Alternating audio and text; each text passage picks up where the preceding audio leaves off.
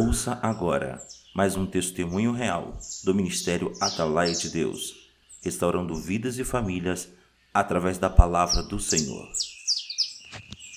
Amados irmãos, eu saúdo a todos com a paz do Senhor Jesus Cristo.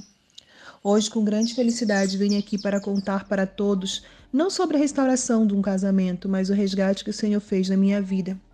Pois eu estava a caminho do inferno e não sabia. Eu não consigo imaginar outra coisa senão a mão de Deus para me resgatar do engano e da cegueira espiritual. Porque desde a antiguidade não se ouviu, nem com o ouvido se percebeu, nem com os olhos se viu um Deus além de ti, que trabalha para aqueles que nele esperam. Isaías 64:4. Amados, eu quero lhes dizer como é que eu era aos meus olhos. Eu nunca fui de muitos namoros, pois a minha vida sentimental sempre foi tímida. Conto nos dedos de uma mão os relacionamentos que tive e um deles meu casamento. Aos 14 anos, mesmo de origem católica, em minha casa recebemos a visita de irmãos de uma igreja que fizeram evangelização no meu bairro, apresentando a Cristo. Em meio a essas visitas, onde a minha família os recebeu muito bem, sobretudo minha falecida mãe, que adotou aqueles jovens. Muito embora ela não acreditasse nas coisas que eram daquela forma, mesmo assim, mesmo emocionada, eu aceitei a Jesus. Mesmo envergonhada, porque toda a minha família era católica, eu iniciei uma fé dúbia.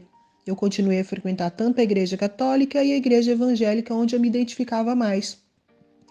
Eu ainda não via problema nisso, né? Então eu fui seguindo. Eu sempre amei estudar, cresci, me formei e ao longo da minha carreira profissional eu sempre tive destaque e aptidão para gerir pessoas. Onde na minha vida sentimental eu era tímida, no meu trabalho eu era firme, arrojada, altiva. Eu não tinha medo de nada. Eu batia de frente para defender os negócios onde trabalhei. E essas características firme e autoritária me seguiam e me destacavam. E com isso eu comecei a andar pelo Brasil inteiro como supervisora de uma empresa de gestão de negócios e produtividade. Irmãos, eu nunca quis casar. Eu tinha um relacionamento anterior de 3 anos e ele acabou porque eu continuava vivendo uma vida de solteira. Eu não queria ter um compromisso. Eu nunca fui de beber, fumar, de viver em meio à prostituição, mas eu gostava de viajar, de conhecer lugares, de ser admirada no meu trabalho. Essa era a minha vaidade. Nisso, meus irmãos, eu conheci o homem com quem eu me casei, quando eu estava em um dos projetos na Bahia. Eu não fui com a cara dele num primeiro momento, porque ele era muito do mundo, era muito para frente, né? Gostava de ser rodeado de mulheres e vivia uma vida de prostituição. Eu era mais discreta e gostava de estudar, mas me deixei levar pela aparência e pelas características bem-humoradas dele e pela demonstração de amor que ele fazia questão de expor. A partir daí, minha cegueira, pois fui me deixando levar por ele, pelas coisas que ele me dizia, e mesmo com todas as evidências que gritavam ao meu redor, eu fui me envolvendo e me apaixonei. Conheci amigas dele, uma delas é minha amiga até hoje. Ela morava na Bahia naquele tempo. A gente mal se conhecia e ele me chamou, ela me chamou na realidade, e aí ela me contou todas as características dele. É uma forma de alerta. Já era Deus me avisando, só que eu não dei ouvidos. Ela disse que ele era mentiroso, mulherengo, ambicioso, interesseiro. Me contou sobre as mulheres enganadas, me contou que construiu uma casa que ele tinha na Bahia com o dinheiro de mulheres que eram loucas por ele. Mas eu já estava apaixonada. E quando eu contei para ele, ele foi logo se defendendo, dizendo que era porque ela era amiga da ex-namorada dele, então por isso ela queria queimar o filme dele comigo. Foi um namoro rápido e ele falava em casar o tempo todo. Então eu decidi pagar para ele ir visitar minha família. Morava nas cidades onde meu trabalho me levava, me direcionava, e eu ia de 15 em 15 dias para minha casa, em Belém do Pará. Com isso, levei para conhecer minha família e dizer que estava namorando ao meu pai e irmãos. Apesar de eu ser a mais velha, irmãos, eu sou a mais velha na minha casa, dos irmãos, ainda assim eu sempre gostei de preservar esses valores. Então eu levei ele para conhecer meu pai, minha mãe já era falecida na época. E aí ele esperava, quando ele chegou na minha casa, uma casa rica, cheia de coisas, né? Porque no o meu trabalho era muito ostentoso. Eu tinha um cargo importante, eu andava com pessoas importantes. Então, na minha cidade, quando ele foi visitar, ele viu que a minha vida era muito simples, né? E como eu ia na minha casa apenas para visita, eu não investia na minha casa. E com isso, a minha casa, eu vivia a casa dos meus pais. E lá era tudo muito simples, irmãos. E isso nunca me incomodou, isso nunca me deu nenhum tipo de problema. Eu gostava daquele jeito, daquela maneira simples de viver. Por todos os lados onde eu andava, nada me soltou os olhos, pois sempre fui muito simples, mas ele era muito vaidoso e sempre gostou de coisas boas e de luxo. Ao voltar para o trabalho na Bahia, depois dele ter conhecido a minha família, ao falar com eles pelo telefone veio o primeiro baque, irmãos. Nem meus irmãos e nem meu pai foram com a cara dele. Todos disseram que ele parecia interesseiro e não aparentava gostar de mim. Estava apenas aproveitando a viagem, mas que não acreditava que ele casaria em virtude de alguns comentários que ele fez na minha ausência. Até hoje eu não sei que comentários são esses. Mas mais uma vez eu não dei ouvidos. Eu já estava cega, meus irmãos. E como o pecado ele nos cega. Então, em menos de 6 meses, decidi aceitar a casar, pois ele se demonstrava muito inseguro por eu trabalhar viajando nas cidades por conta do meu trabalho, sentia ciúmes. Então disse que só namorar não era com ele e tínhamos que casar. Fui preparar os papéis e ele disse que já havia se casado com uma moça, mas que tinha tirado essa moça do marido dela. Que não havia durado muito, porque, segundo ele, essa moça era muito ciumenta e queria prender ele, e a mãe dele implicava com ele e o seduzia. Como em todos os casos, já partiu para outro e também que não deu certo e teve uma série de relacionamentos amorosos. Aí começou meu deserto, meus irmãos, pois nós casamos e decidimos morar na minha cidade. Eu viajava a trabalho a cada 15 dias e ficava fora de casa, né? E ele ficando sempre muito irritado, reclamava de tudo. E do outro lado, a minha irmã dizia que ele saía e voltava de madrugada, sempre com odor de bebidas. E eu lá no meu trabalho ficava com a cabeça não muito boa por conta disso. Eu casei quase sem saber nada da família dele. Depois de casar, ele fez diversas revelações de ser praticante de espiritismo, macumba, e que já havia se casado com uma mulher num terreiro de Umbanda. E isso mexeu muito comigo, meus irmãos, porque isso me deixou muito triste, me deixou muito abalada, porque eu imaginei assim, cara, que jogo desigual eu ia ter que participar a partir de agora. Eu me apaixonei, me envolvi, casei, e ia ter um julgo desigual, porque ele pensava e acreditava em coisas das quais eu repugnava, eu não acreditava. De tanto estresse, irmãos, eu pedi demissão do meu trabalho e resolvi voltar a trabalhar na minha cidade.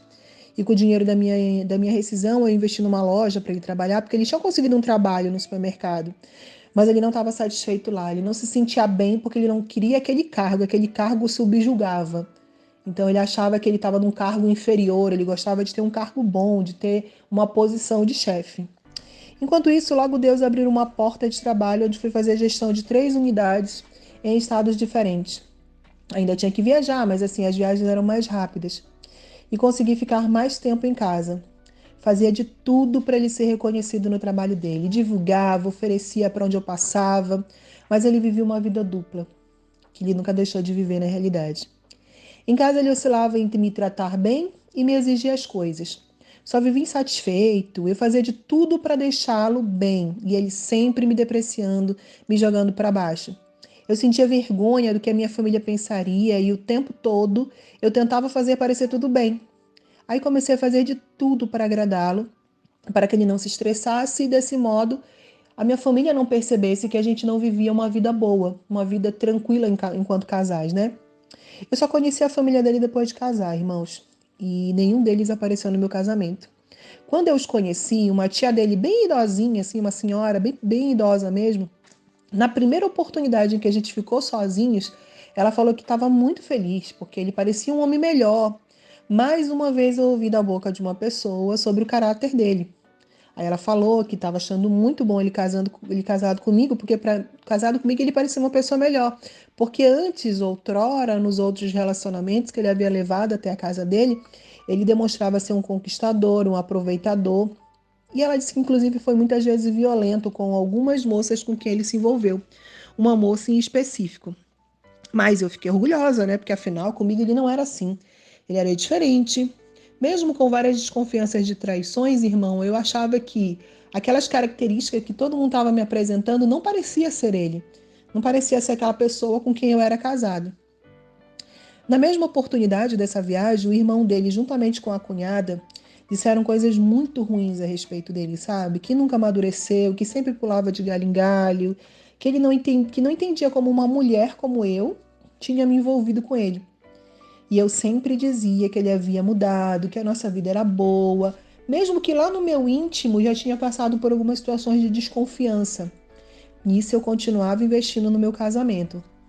E por onde eu passava pela família dele, era uma história ruim sobre o caráter dele. Era como se todas as pessoas quisessem me alertar quem ele era na verdade. Na vida social ele é bem brincalhão, festivo. Na vida amorosa ele é abusivo e traidor. Foram muitas mulheres antes de mim e ele contava com todo orgulho que eu era a 12ª mulher com quem ele havia casado. E todos tinham uma história de alguma coisa para contar sobre o caráter dele. Mesmo isso me assustando, eu estava apaixonada e seguia. Aí na cidade dele, na cidade natal dele, onde a família dele morava, eu fiz amizade com a melhor amiga dele, né? Então dela veio revelações horríveis. Assim que a gente criou uma amizade, eu e ela começou a ter dó de mim, né? Ela começou a ficar preocupada comigo. E aí ela me fez revelações horríveis de como ele tinha tratado outras mulheres, inclusive revelando agressões. E no íntimo das minhas orações eu falava assim: Deus, que eu não passe por aquilo para ser diferente comigo, mas não foi, irmãos. Não foi. Ele controlava meu dinheiro, pois me atribuía a responsabilidade de sustentar a casa. Eu pagava todas as contas, eu comprava os materiais de construção para nossa casa nova. Ele pouco gastava o dinheiro dele apenas com as bebidas, eu não comprava. Eu nunca comprei e nunca financei as bebidas dele, porque eu não comprava bebida alcoólica por conta de eu ser crente, né? E não beber. Então, ele comprava com o dinheiro dele as bebidas dele, financiava uma ou outra viagem nossa para as praias próximas. E eu nunca soube de fato quando ele faturava na loja, pois ele fazia seu pé de meia para seus investimentos para si próprio. Sempre que ele queria algo, assim, me deixava louca, sabe? Ele, para ajudar, para comprar. O que deveria ser uma festa, tipo, adquirir um bem juntos, se transformava em lágrimas para mim.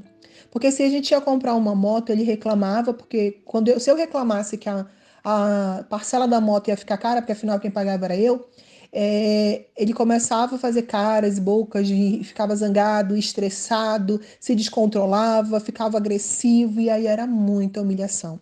É como se ele fosse uma criança birrenta e eu tinha que saciar todas as vontades dele, tinha que ser do jeito que ele queria, na hora que ele queria, e aí eu ficava com medo, ficava preocupada com o que os outros iam pensar, afinal, eu sempre, quando eu entrei nessa situação de me casar, eu queria que fosse um casamento bom, eu queria que fosse um casamento perfeito, eu queria que fosse conforme se quer um casamento, conforme a gente quer um casamento, a gente não quer passar por situações ruins.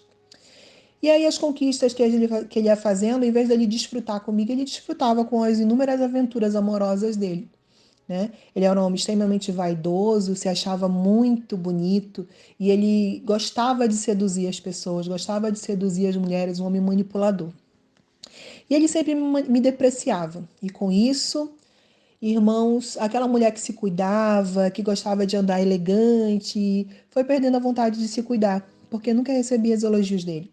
Ao contrário, eram sempre frases horríveis, porque ele se achava o homem mais lindo da terra e a mim ele dizia que eu era uma mulher de sorte, porque eu tinha casado com ele, um homem bonito que chamava atenção. E com isso a minha autoestima foi baixando. Na frente das pessoas ele era brincalhão e falava em tom de brincadeira. Era querido por todos, sempre positivo. Aquele tipo de cara que é bem-humorado e as pessoas querem perto porque é uma pessoa ótima para qualquer momento de brincadeira. Era assim que ele se comportava. Quando estava só nós dois, ele era ácido nas palavras, ele não podia reclamar. Eu não podia reclamar de nada, porque aí ele me humilhava mais ainda. E eu tentava justificar para mim mesma que aquilo era o jeito dele. Os anos se passaram e cerca de 4 anos de casado eu não engravidava. E ele me culpava. Afinal, ele já tinha 2 filhos. Com isso, passei por inúmeros exames e tratamentos até que desisti numa noite em prantos e comecei a dizer que eu queria um filho. E ele dizia que o problema era eu. O problema era eu porque ele já tinha 2 filhos. Então, no meu coração veio a vontade enorme de adotar, irmãos.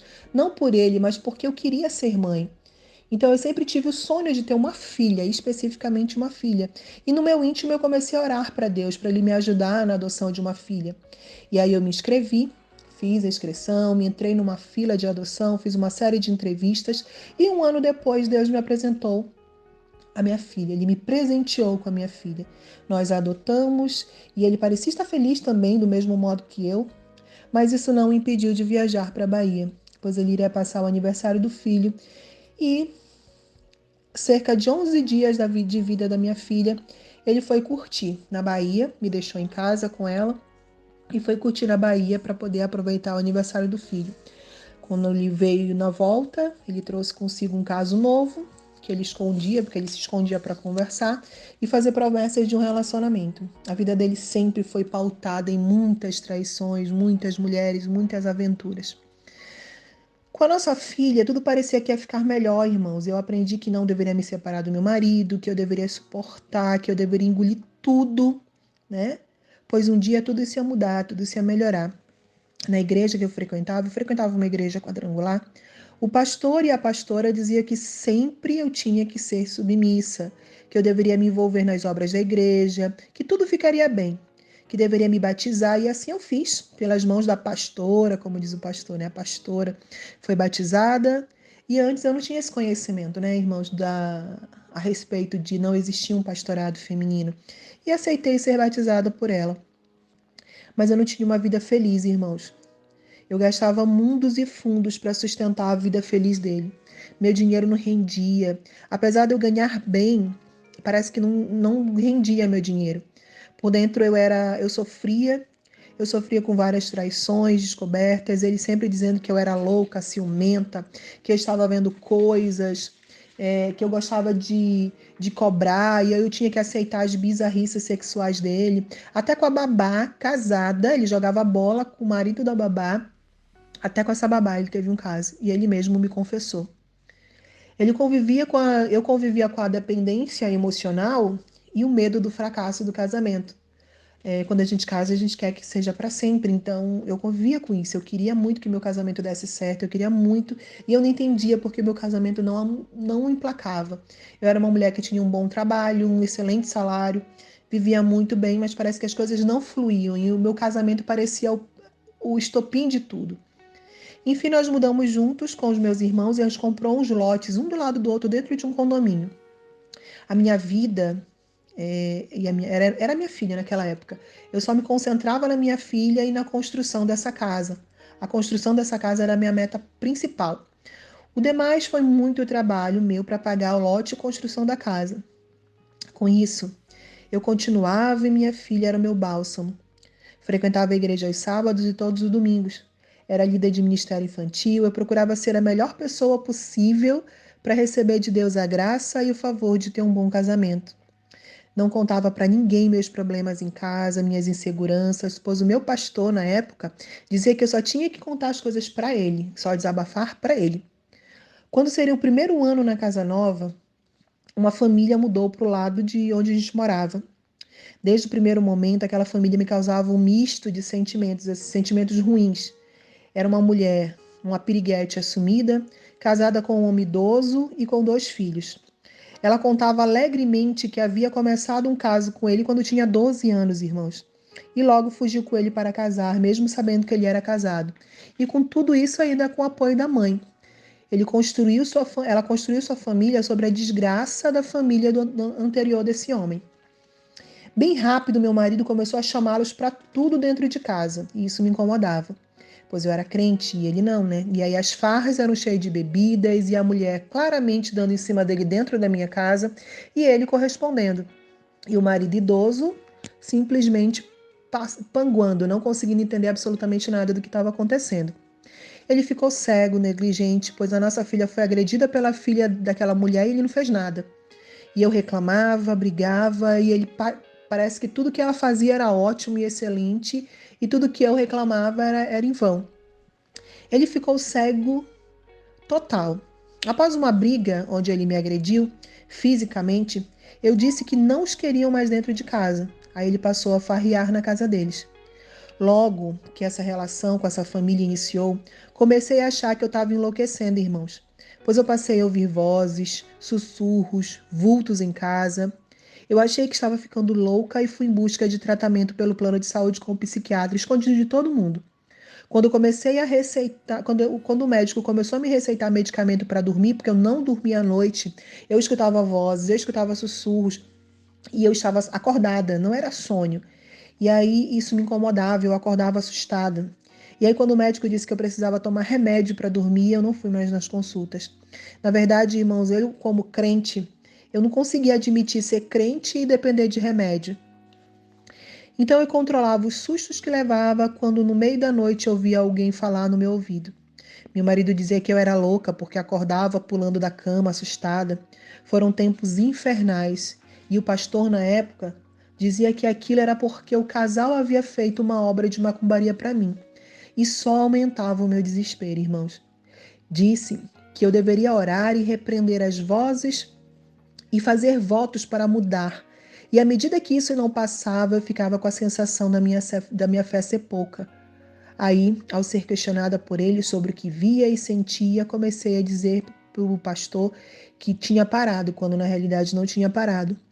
Eu só achava que era vergonhoso para mim ele dizer que eu deveria orar, fazer votos e a minha fé faria aquilo passar, mas não passava.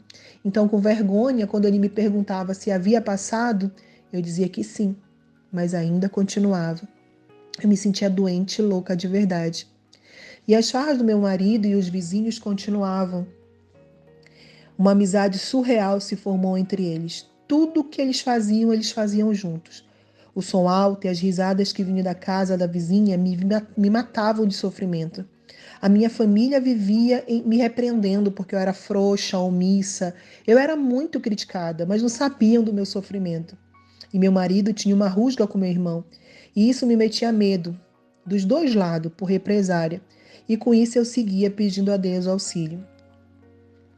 No final de semana eu estava querendo ficar em família, mas meu marido logo desde cedo foi para a casa do vizinho.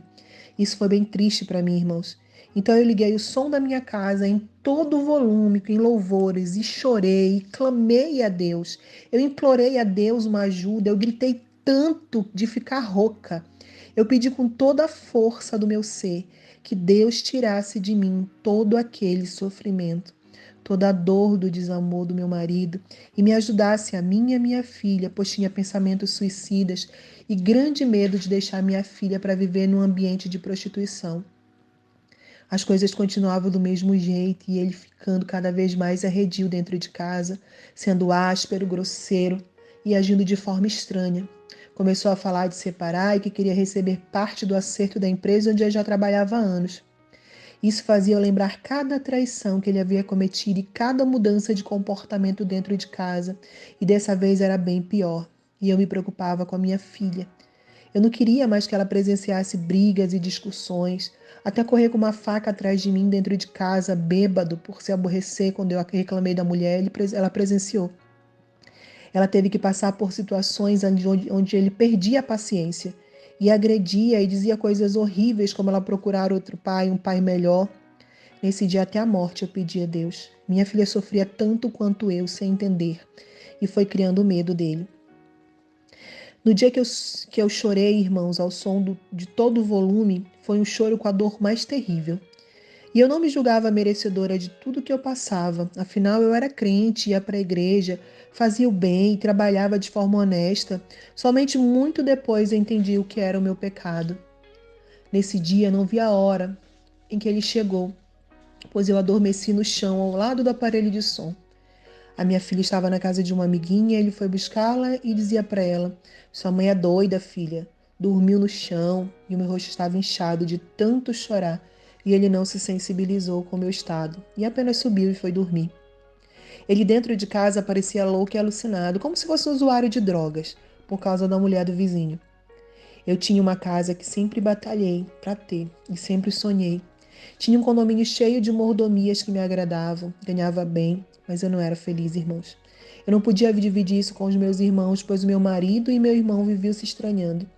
Eu estava isolada e o meu consolo era ser líder de ministério infantil, até que isso ele me proibiu de ir, pois, segundo ele, atrapalhava, pois no domingo eu chegava tarde, muito em cima do horário do almoço, e ele gostava que as pessoas fossem para comer churrasco. Como era o condomínio, todo mundo queria ir. Como tinha muitas piscinas naturais, todo mundo queria frequentar a nossa casa. E sempre tinha alguém que se oferecia para passar o final de semana. E aí eu chegava tarde da igreja no domingo e muito em cima da hora do almoço. Então, ele queria que eu chegasse, fizesse o almoço, isso atrapalhava a farra dele, porque ele queria dar atenção para os convidados dele. Irmãos, eram muitos momentos constrangedores, muita humilhação, muito apego emocional, e a minha mente eu tinha que aceitar e continuar. Eu tinha que insistir no meu casamento, mas foram muitas traições. E chegou um tempo que ele não ligava mais. Muitas mulheres me afrontavam, passavam mensagem para afirmar que estavam com ele, mas ele sempre negava, sempre dizia que ia me proteger das mulheres, porque quem era esposa dele era eu.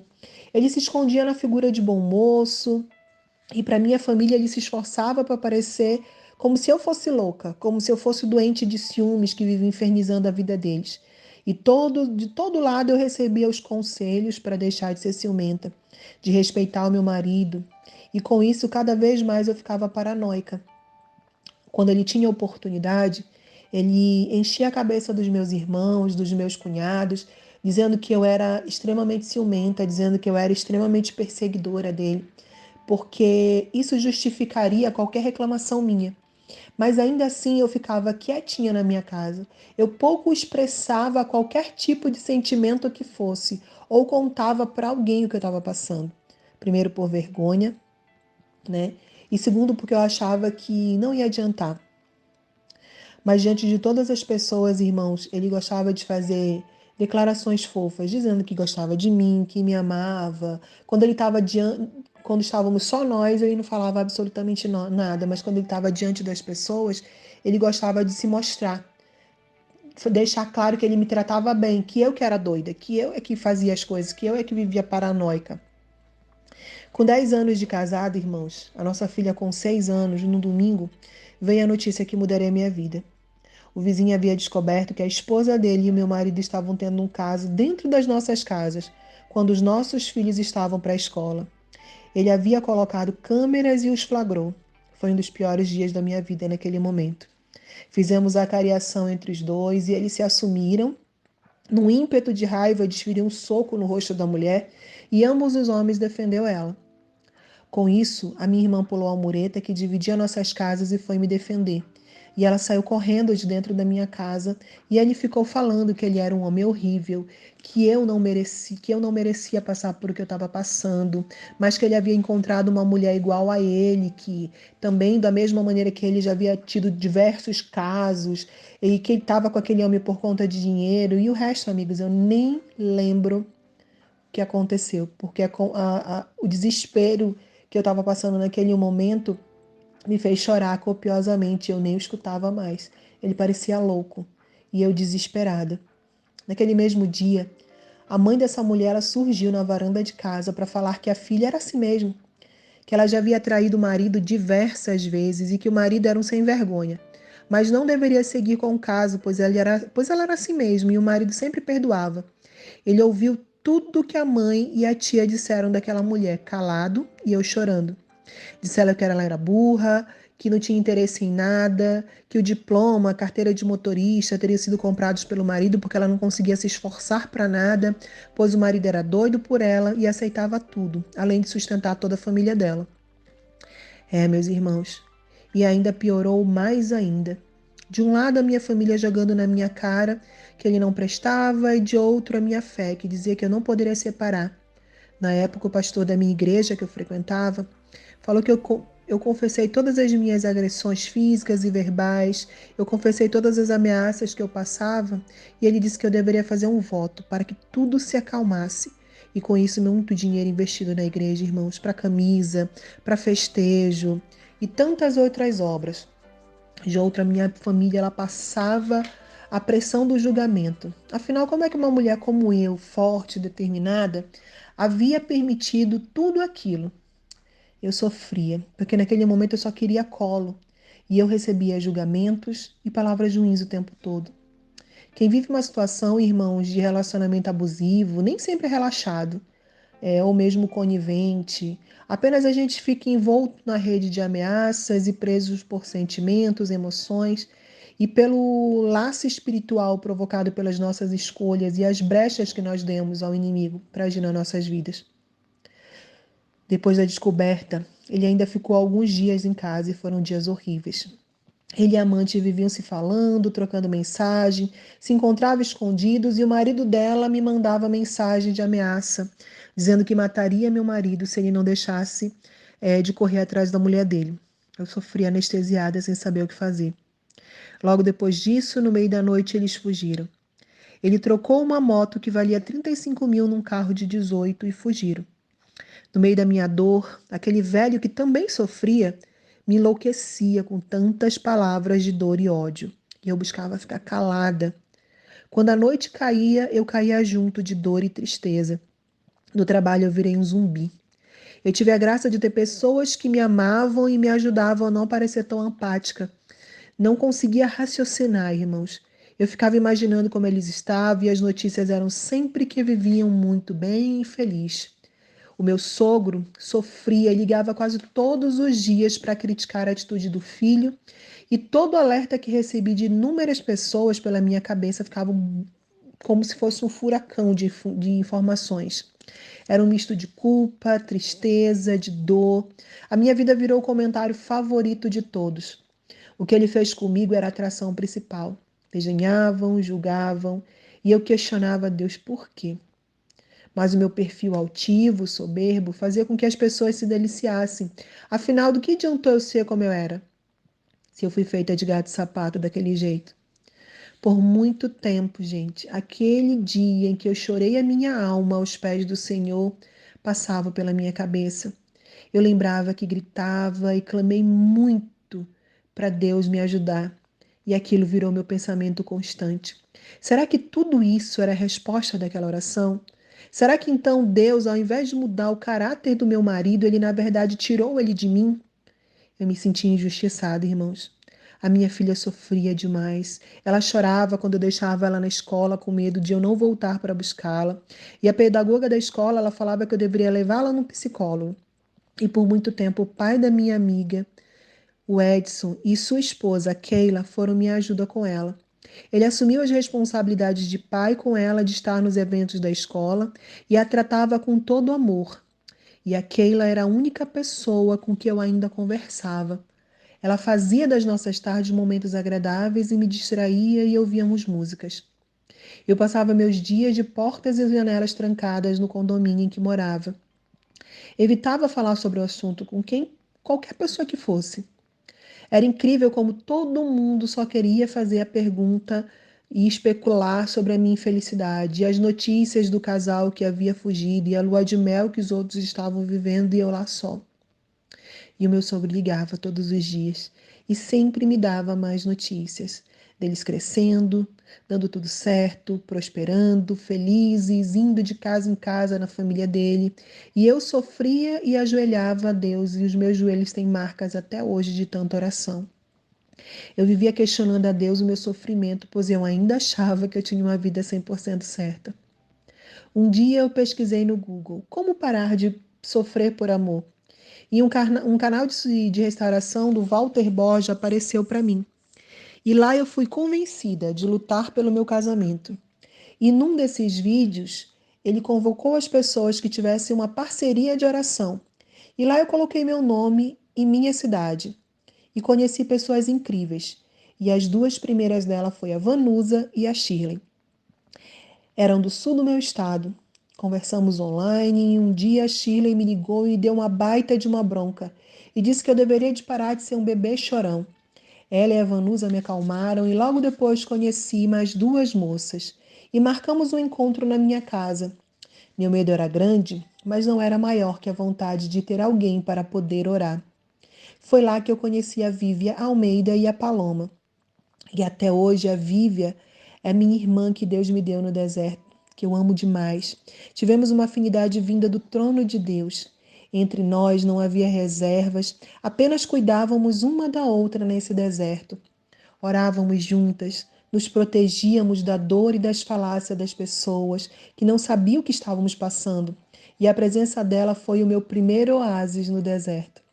Apesar de sentirmos a tristeza dos nossos casamentos destruídos, mas foi a minha maior experiência com Deus, pois nos dedicamos a orar e estudar a palavra de Deus. Eu estava com 43 quilos, magérrima de sofrimento. E ela cuidou de mim e da Júlia, minha filha, e nós cuidamos dela. Quando estava fraca, prestes a cair, uma ajudava a outra. Mas ainda assim parecia que precisávamos de algo mais. Eu me sentia cada vez mais diminuída, irmãos. Nesse momento eu ainda me sentia vítima, refém de um amor por um homem canalha e mau caráter que não conseguia deixar de amar. Afinal, sempre fui uma esposa que me esforçava para dar o melhor em casa e fazer o melhor por ele. Deixava de fazer por mim para dar a ele uma vida boa. Seguimos com Walter Borges, Ágata e tudo aquilo que nos alimentasse nesse caminho de restauração. Fazemos campanhas, cerca de espinhos, oração na madrugada e virei um fantasma, magra, seca, de joelhos esfolados de tanto ajoelhar e orar. E no fundo eu me achava esquecida por Deus e buscava meu erro. Aí, Você ouviu mais um testemunho real do Ministério Atalaia de Deus, restaurando vidas e famílias através da palavra do Senhor. Se você está passando por problemas na sua vida espiritual, familiar, profissional, sentimental, com filhos em situação de risco, envolvimento com drogas ou em processo de separação, divórcio, traído, abandonado, entre em contato conosco. O Ministério Atalaia do Evangelho de Deus está à sua disposição para aconselhamento, oração, intercessão, orientação e cobertura espiritual. Visitem nosso site www.atalaiadedeus.com.br. O Ministério Atalaia do Evangelho de Deus tem como objetivo levar a palavra de Deus. Trabalha voluntariamente com assistência às famílias para restaurar casamentos e orientação espiritual a todo aquele que necessita de uma palavra de cura, salvação e libertação. Esse ministério tem obedecido ao chamado do Senhor. Venha fazer parte deste trabalho com a sua oração.